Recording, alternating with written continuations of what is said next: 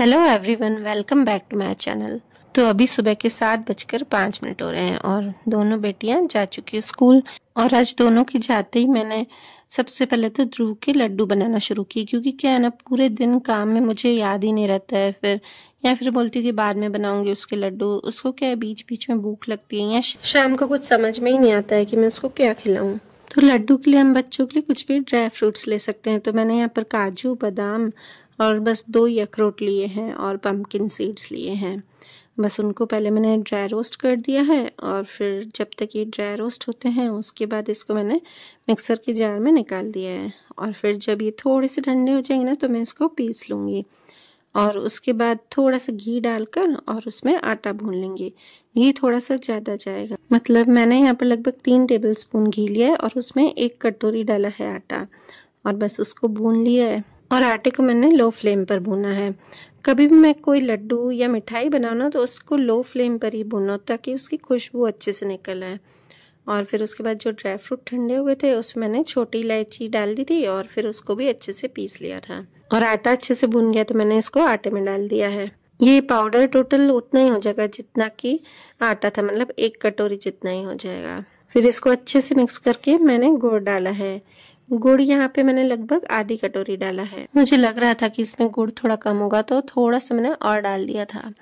और फिर बस इसे मिक्स करना है। पर कभी भी आप गुड़ को लड्डू बनाने में मिक्स करो ना तो गैस की फ्लेम को ऑफ करके फिर ही मिक्स करना, नहीं तो क्या होगा कि ये लड्डू टाइट हो जाएंगे। और छोटा बच्चा है तो छोटे बच्चे तो बिल्कुल भी नहीं खा पाएंगे। और फिर बस इसको मैंने अच्छे से मिक्स करके छोटे छोटे इसके लड्डू बना दिए हैं, क्योंकि मुझे एक दिन में इसको जितना लड्डू देना है ना, बस मैंने उतनी साइज के लड्डू बनाए हैं। और आज मुझे जाना है ध्रुव को वैक्सीनेशन करवाने, तो फिर यहाँ पे आज मैं फटाफट से काम कर लूँगी और फिर ध्रुव को लेके हॉस्पिटल जाएंगे, क्योंकि मैंने सुबह को ही उसका अपॉइंटमेंट ले लिया है तो वहाँ पे टाइम पे ही पहुँचना पड़ेगा। और इस हॉस्पिटल में इतनी रश रहती है ना कि 8 बजे से अपॉइंटमेंट स्टार्ट होता है और 8:10 पे मैंने अपॉइंटमेंट लिया था तो भी हमारा 40 नंबर आया है। आज तो मुझे समझ में ही नहीं आ रहा था कि सुबह को मैं लंच बॉक्स में दोनों को क्या बना के दूं। और कुछ सब्जियां भी ज़्यादा नहीं थी तो मैंने टमाटर और प्याज डालकर उनको अप्पे बना कर दी। और वैसे तो मैं रात को ही डिसाइड करके रखती हूँ कि मुझे सुबह को क्या बनाना है, पर कभी कभी ऐसा होता है ना कि रात को देरी हो जाती है और इतनी थकान हो जाती है ना कभी कभी मुझे रात को, तो फिर सोच के ही नहीं सोती हूँ कि मैं सुबह उठ के क्या बनाऊँगी। फिर सुबह उठते ही जो समझ में आता है वो बना देती हूँ। और सुबह को लंच बॉक्स में मैं ज़्यादातर वही बनाना प्रेफर करती हूँ जो बच्चों को हेल्दी भी हो और उनको भरपूर प्रोटीन विटामिन्स मिल जाए। कभी सब्जी हो तो सब्जी या फिर इडली या ढोकला, जो भी ऐसी चीज़ें होती ना वो ज़्यादातर मैं बना कर देती हूँ। क्योंकि दृष्टि ने दोनों की आदत है कि वो सुबह को कुछ भी खा के नहीं जाती, सिर्फ दूध पी के जाती हैं। और सुबह को वो 6 बजे उठती है और उनका लंच होता है 10:30 बजे। तो 4.5 घंटे में उनको फिर इतनी भूख लगती ना, तो मैं ऐसा ही लंच बना के देती हूँ ना जिससे उनका पेट भी भर जाए और बहुत ही हेल्दी भी हो। पर आजकल ध्रुव रात को ज़्यादा उठता है ना, तो फिर सुबह कभी कभी उठने में देरी हो जाती है और लगभग तो मैं जल्दी उठ ही जाती हूँ। पर उसकी आदत है, वो फिर जब से ही मैं उठूँगी ना तो थोड़ी थोड़ी देर के बाद वो उठता ही है और फिर उसे बार बार फीड देनी पड़ती है। और शायद सबके साथ ही ऐसा होता है कि पहला बच्चा होता है ना, उसको हम अच्छे से लंच बॉक्स बना के देते हैं, फिर बाद में धीरे धीरे सेकंड बच्चे के साथ फिर और थोड़ा सा कम अच्छा बना के देते हैं। क्योंकि क्या होता है ना कि सेकंड बच्चा आता है ना, फिर दोनों पे ध्यान देना पड़ता है। और आपको तो पता है, पहले मेरी 2 बेटियां हैं, उसके बाद ध्रुव है, तो मुझे तीनों पे ध्यान देना पड़ता है। तो क्या है कि वो ध्यान थोड़ा सा बढ़ जाता है।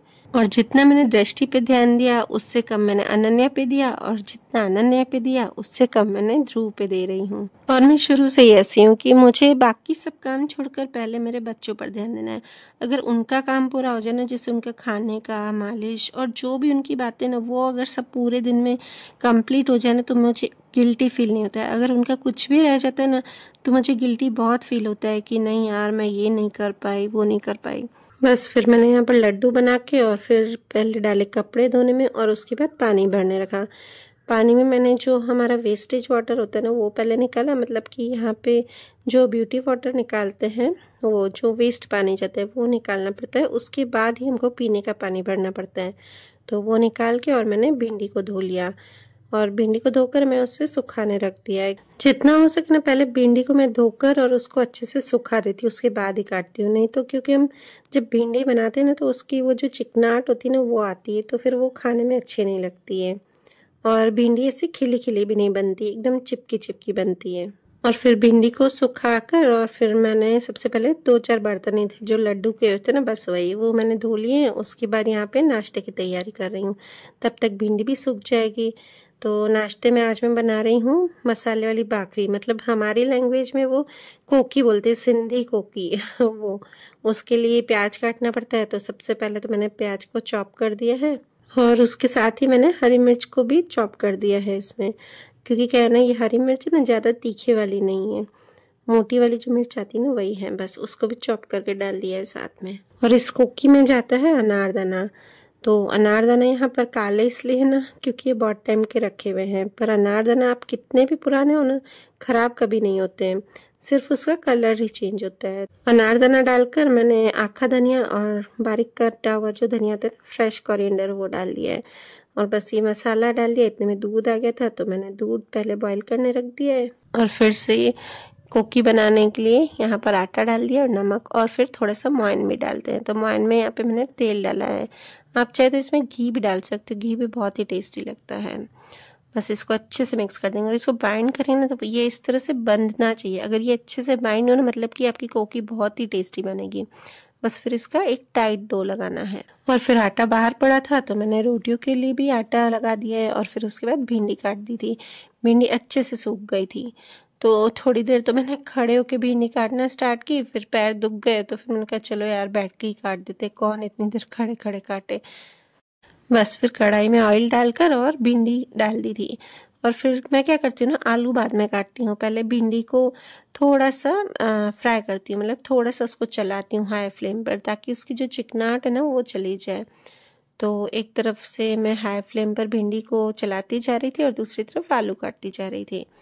बस फिर थोड़ी सी उसकी चिकनाहट चली जाए ना उसके बाद ही हमेशा आलू डालने चाहिए।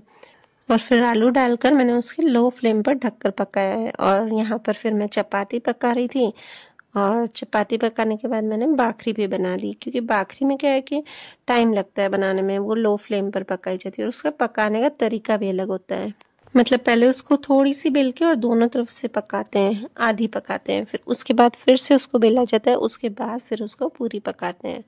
बस दोनों तरफ से ऑयल या घी जो भी आपको डालना है डालकर और अच्छे से पका देते हैं।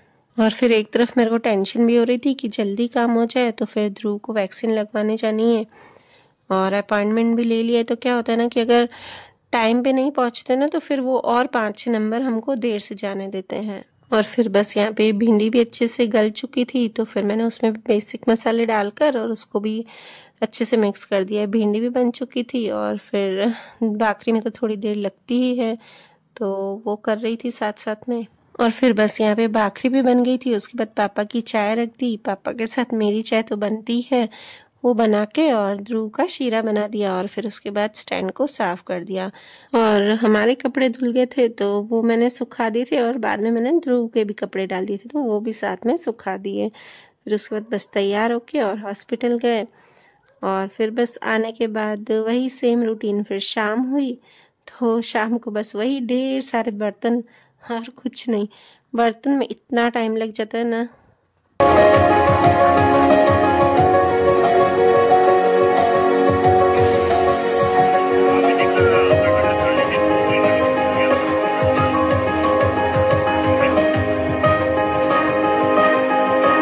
और मैं सबसे पहले शाम को उठ के चाय पीकर और सबसे पहले मैं बर्तन ही जमाती हूँ, क्योंकि क्या है ना कि ध्रुव है ना बर्तन के साथ बैठा रहता है। जैसे मैं बर्तन जमाऊंगी ना तो वो चुप करके बैठा रहेगा, वो खुद भी खेलता रहेगा, बहुत ही इंजॉय करता है बर्तनों के साथ। उसको टॉयज नहीं अच्छे लगते, सिर्फ बर्तनों के साथ ही खेलेगा।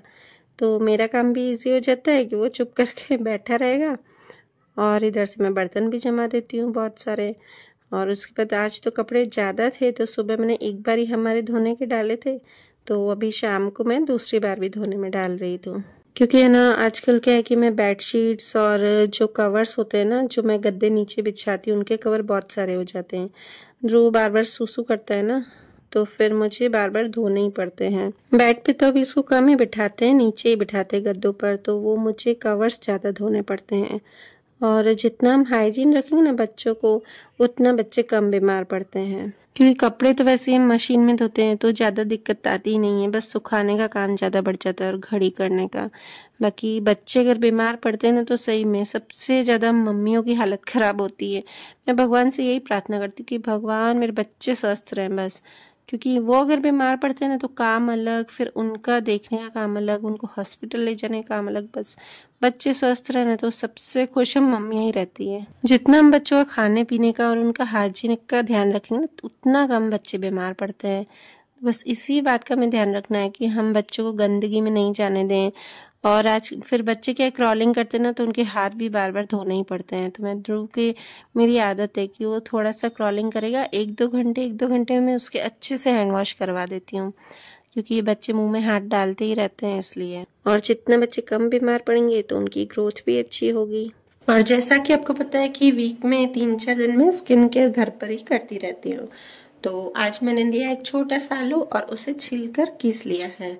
और उसका जो रस होता है ना उसमें मैंने थोड़ा सा बेसन, थोड़ी शहद और दही मिलाकर और उसे फेस पर लगा दिया है।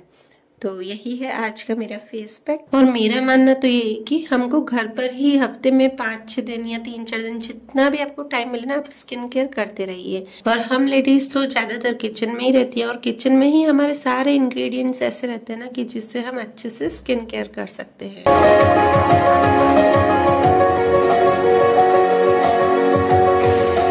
और उसके बाद जो कपड़े धुल चुके हैं बस उसको मैं सुखा रही हूँ। तो और जो सुबह मैंने कपड़े धोने में डाले थे ना वो सूख चुके थे, बस उसको उतार दिया और अभी जो धोए हैं उसको डाल रही हूँ। तो चलिए वीडियो को करती हूँ यहीं पे एंड और मिलते हैं नेक्स्ट व्लॉग में।